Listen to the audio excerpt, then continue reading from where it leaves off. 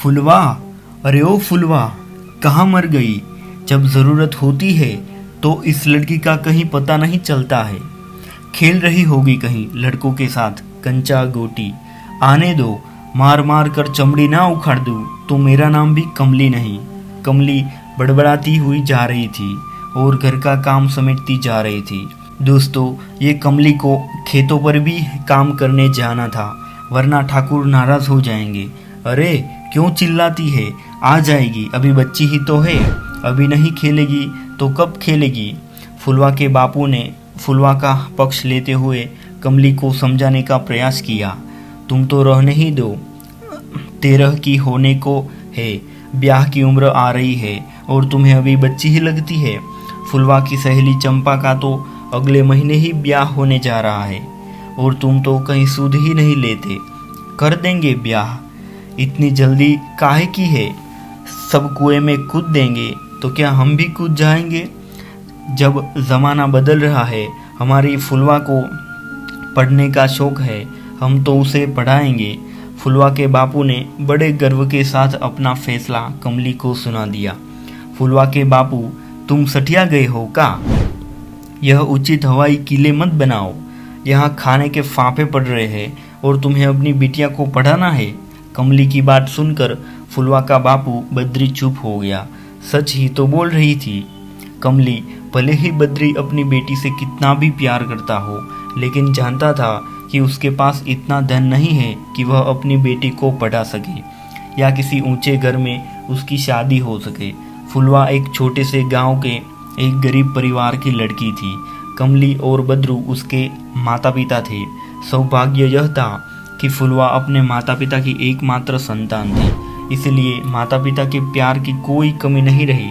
यह भगवान की ही इच्छा थी कि कमली और बद्रू की कोई और संतान नहीं हुई, इसलिए जिम्मेदारी का बोझ भी तनिक कम ही था। बद्रू फुलवा पर जान लुटाता था और चाहता था कि वो इस गरीबी में न जिए, लेकिन सपने देखने और पूरे होने में बहुत अंतर है। और एक दिन आ ही गया जब फुलवा का ब्याह भी हो गया। फुलवा पूरे 15 साल की थी जब वह अपने ससुराल आई। मायके और ससुराल की आर्थिक स्थिति में कोई खास अंतर नहीं था, बस अब वह यहाँ की बहू थी तो सारी जिम्मेदारी उस पर ही थी।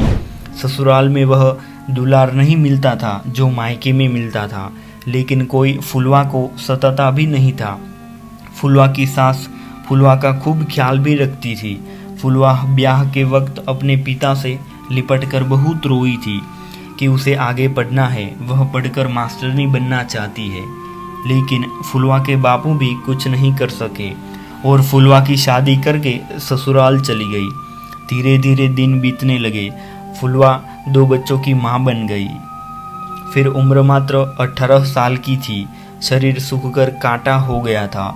कुछ जिम्मेदारियां ने उसका शरीर तोड़कर रख दिया था और कुछ अधीरी इच्छाओं ने उसे बहुत निचोड़ कर रख दिया था।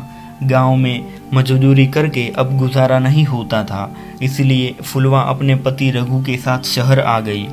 शहर आकर दोनों ही मजदूरी करने लगे।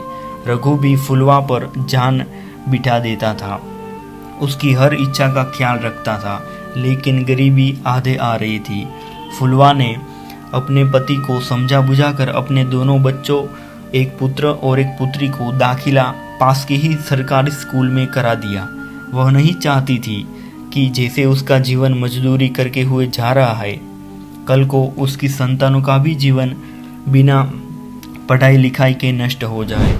शहर आकर धीरे धीरे फुलवा की आर्थिक स्थिति ठीक होने लगी।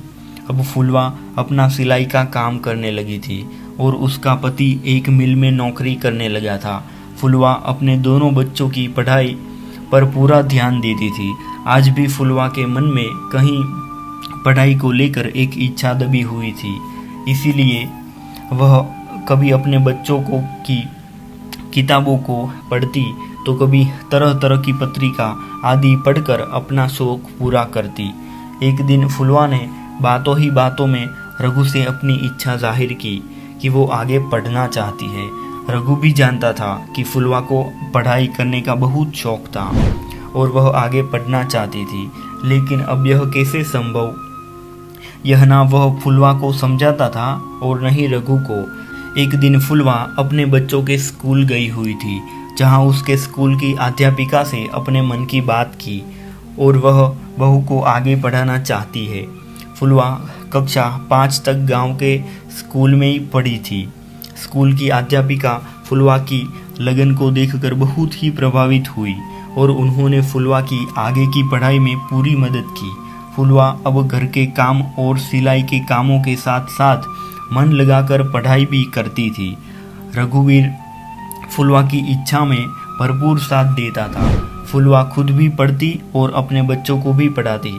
फुलवा ने आसपास के बच्चों को भी पढ़ाना शुरू कर दिया, जिससे उसकी आमदनी में कुछ अच्छा खासा मिल सके, जिससे रघु को भी फुलवा की पढ़ाई सार्थक लगी और वह उसके कामों में भी मदद कर सके। एक दिन आया जब फुलवा ने 10वीं की परीक्षा पास कर ली। तब के ज़माने में 10वीं पास कर लेना अपने आप में एक बहुत बड़ा काम था। फुलवा ने एक सरकारी स्कूल में पढ़ाने के लिए आवेदन दिया और उसकी नियुक्ति एक सरकारी स्कूल में बतौर अध्यापिका की हो गई। उसके बाद भी फुलवा ने पढ़ाई नहीं छोड़ी, वह आगे ही आगे पढ़ती रही और एक दिन एक कॉलेज की प्रोफेसर बन गई। फुलवा ने इस दौरान अपनी लेखन कला को भी निखारा और कई सारी कहानियाँ, कविताएं और लेख लिखे और उसकी कई पुस्तकें भी छप गई। आज फुलवा अपने गांव और अपने ससुराल और अपने परिवार में एक मिसाल बन गई, जिसने ज़माने के उस दौर में पढ़ाई को अपनी सीढ़ी बनाकर सारी बाधाओं को पार किया। जब लड़कियों का पढ़ाना कोई ज़रूरी नहीं समझता था और ऐसे दौर में फुलवा ने ना सिर्फ अपनी इच्छाएं पूरी की बल्कि अपने परिवार की आर्थिक स्थिति भी मजबूत की। फुलवा के पुत्र और उसकी पुत्री आज अच्छे अच्छे पदों पर नियुक्त है और यह अपने बच्चों को भी फुलवा के संघर्ष की कहानी सुनाती है। फुलवा आज 80 साल की है और उसने आज भी पढ़ना नहीं छोड़ा। वह आज भी कुछ ना कुछ पढ़ती ही रहती है, क्योंकि ज्ञान जितना हम लेंगे उतना ही कम है। दोस्तों, आपको यह हमारी कहानी कैसी लगी कमेंट में ज़रूर बताना और साथ ही साथ इस वीडियो को लाइक और चैनल को सब्सक्राइब भी कर देना, ताकि हमारा हर एक वीडियो आप तक पहुंच सके। धन्यवाद।